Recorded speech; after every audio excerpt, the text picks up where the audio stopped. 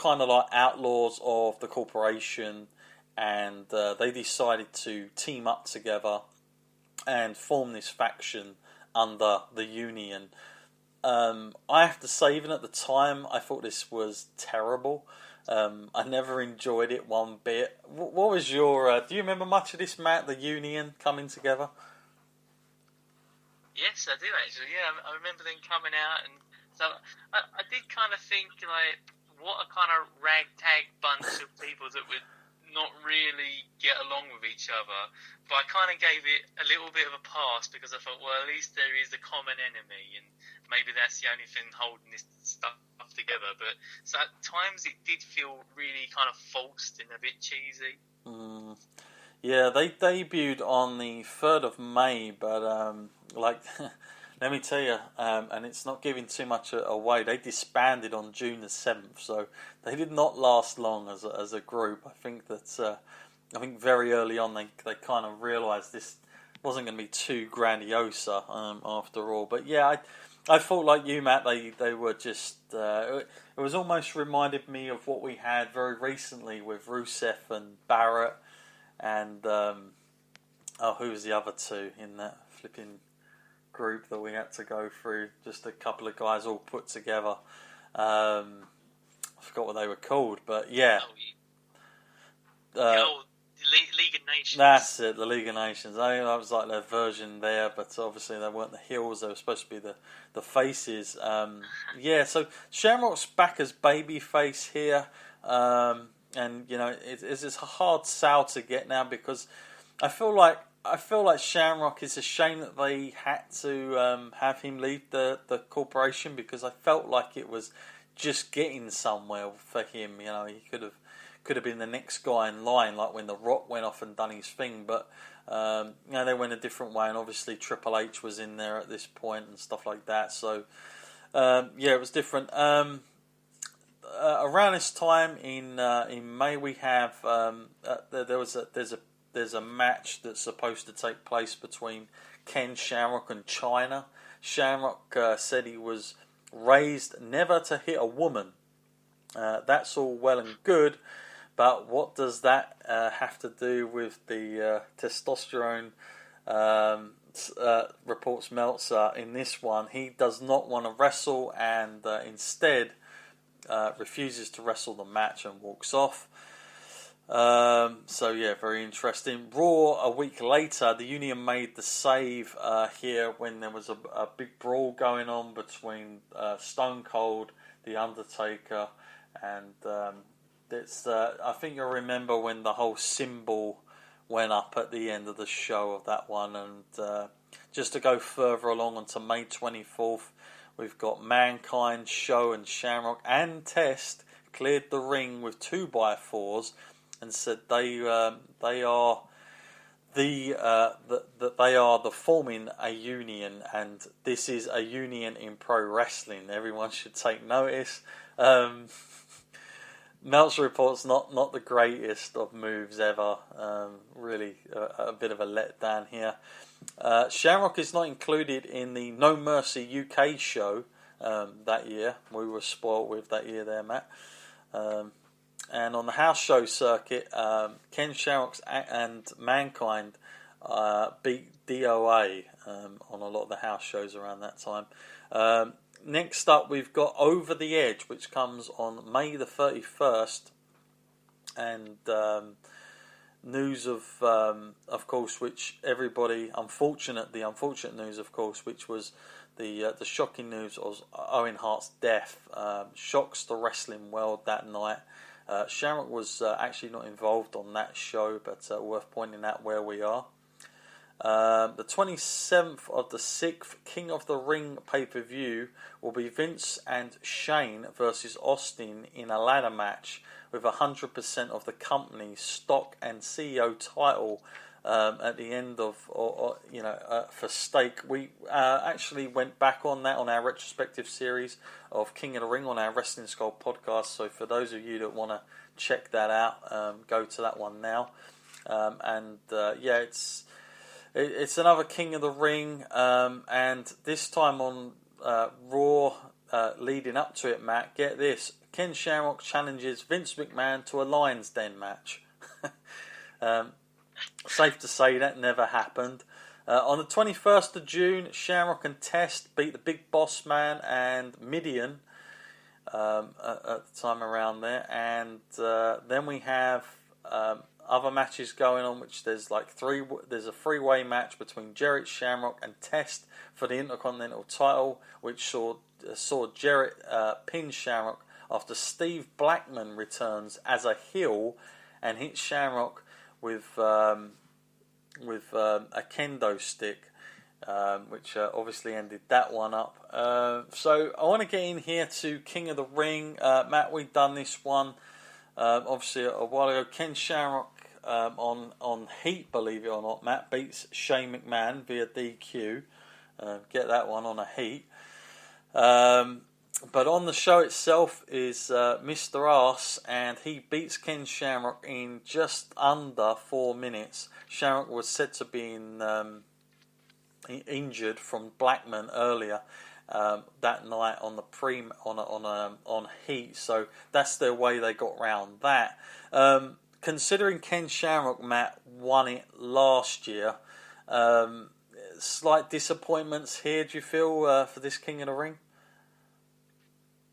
Yeah, I got to say, it did have that overall vibe towards it to me. Yeah, definitely not great. Obviously, he goes out to Mr. Arse, as he's called here, who ends up winning the King of the Ring this particular year. But still, it's not kind of setting up too much, I suppose, for the long run. The night after on Raw, they really try and set up Steve Blackman and Shamrock here. They give them a match which has as Meltzer reports, a sports entertainment finish. Shamrock is selling the idea of internal injuries, ran out of the ring and away. Blackman destroyed him with the stick, and with Shamrock bleeding even worse from the mouth at this time, Blackman just walked off. So, they're setting these guys up. Now, Steve Blackman, Matt, he's a guy who he's not exactly your typical professional wrestler, is he? He's got that martial arts background. He doesn't look like the type of guy who's going to suplexes and stuff like that, does he? But what did you make of him within the WWF in general at this time? Just to talk on the subject of Blackman and his feud with Shamrock here, Matt. I thought he was a really interesting character. Okay, he didn't have tons of charisma, I'll say that much. But the way he acted in that ring, so cold and so methodical with his attacks. And once you put some weapons in his hand, you can see some skills there, and the way that it would blur, and the shots that he would hit people with, they looked really fierce, you really felt them, just watching. So I felt like he was such a good character. I felt like there was so much progression that he could have made as well, But it was just a shame that he didn't have the total package. He couldn't really cut a decent promo, and I suppose that's what hurt him in the long run. Yeah, no, I get you with that, and there's some good. There's a good promo of him on YouTube. I've sent Matt the link many a times. Makes me laugh every time. But we'll get to that when we cover it. But some interesting news here. Reported on July the 12th, 1999, Matt, in what was a huge signing, not only for its long-term situation as well, but what the message sends out short-term about the future of both respective major US organisations. Chris Jericho signs a 3-year deal with the WWF, and of course he would come in, I think, just before SummerSlam, but he signs a 3-year contract at this point, which was quite a big deal for that time for WWF to get him at the point. There's also banded around in July 26th here that the idea of MMA trying to get a huge money-making fight between the new Lion, Tito Ortiz, and the old Lion, Ken Shamrock, really putting out the feelers to see if Shamrock is interested about coming back here. We next go to a pay-per-view called WWF Fully Loaded, and it seems like I haven't reported Ken Shamrock winning a match for a while here, Matt. Finally, Ken Shamrock beats Steve Blackman in a very strange match, Matt. I don't know if you remember this one. In a circle of cars parking in a lot match. That's basically what they titled it as.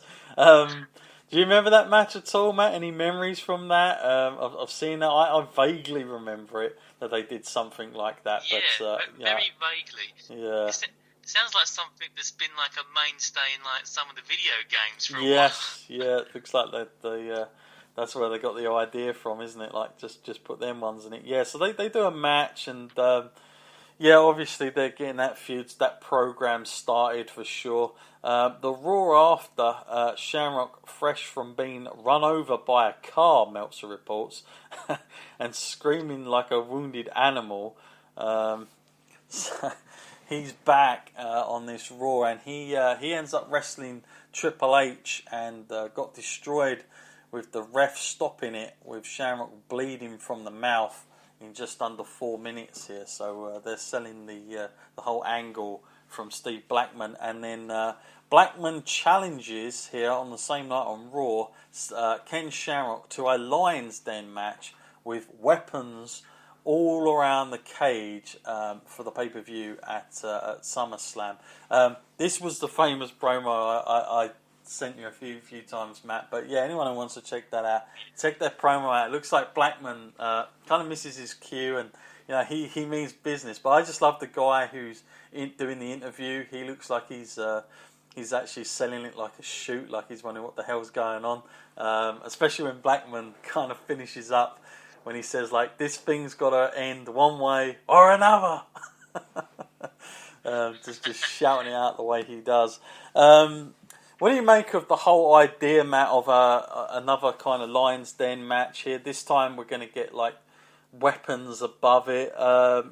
It's kind of a gimmick thing now for Shamrock, I guess, to be having this. But what was your take of that match as we roll into SummerSlam here? What did you make of the match between Shamrock and Blackman in the confines of the Lions Den cage match? Well, gimmicks were like the thing back then, weren't they? There was all sorts of gimmick matches coming out of the woodwork this time, like casket matches and buried alive matches, and anything different that they could try, they'd give it a go. So I guess it's a good sign that it got a second run out at least, and I didn't mind it so much. It was just kind of a awkward question on like what the rules are involved in this kind of match. I mean, you can go up and get your weapons, and then you're going to beat each other with weapons, but there's not really much a referee could do at this point. And if you're just going to walk out the door, there's not much effort, because this kind of ring looks tiny. It looks about 8 foot by 8 foot or something, like the circle in this middle of this thing. So it didn't take much skill, I'd imagine, to sort of get out of the cage. But yeah, I did kind of like the despite such small confines, they could come up with some stuff. Like Shamrock would jump off the cage, or climb up the wall, sort of run up it, and then jump back off. And I think they used it to its maximum potential, or what little maximum there was to get out of that. Yeah, I felt like they'd done as much as they could with what they had. I suppose it's not the first time Shamrock would have had to have done that type of thing when you think of the SummerSlam the year before in the dungeon and all the rest of it that he'd done. He made the best out of that as well. So, but yeah, it was like the mini version, wasn't it, of the Octagon? I suppose the real mini version is like the kids' version of it. What they were doing there, but yeah, I mean, I don't know how it was perceived, but yeah, very gimmick style nonetheless. But Ken Shamrock obviously winning for the second time on pay-per-view against Blackman cements putting him over for a bit. It's worth reporting in early September here, Madison Square Garden show sees Steve Blackman beating Ken Shamrock clean on that show, and Raw at the beginning of September from the Boston Center sees Shamrock beating Gangrel. Just a match that goes just over 5 minutes with a knee bar, and Chris Jericho will actually come out in this, and this begins the feud between Chris Jericho and Shamrock. Now, this feud between Jericho and Shamrock, Matt, I've got to say, I do not remember this at all. when I read that these two had